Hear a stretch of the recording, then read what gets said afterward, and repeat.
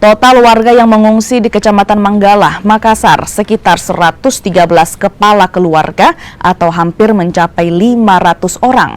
Mereka tersebar di 7 titik, satu diantaranya di Masjid Al-Mutakin di Blok 8 Perumnas Antang. Di tempat ini belasan kepala keluarga yang terdiri dari 68 jiwa memilih mengungsi sejak kemarin.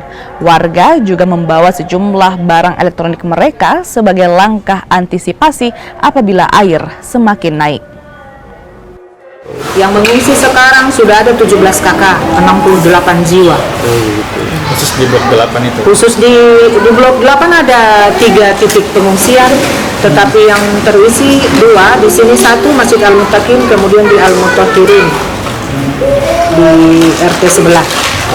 Kalau blok 8 ini khusus di RT saya, 17 kakak, ada 68 jiwa, ada 1 bayi, 5 lansia. Yang dibutuhkan sekarang apa, Bu? Yang dibutuhkan sekarang sampai sekarang kami ini menunggu nasi dari dapur umum, cuma karena jauh dapur umum itu di blok 10.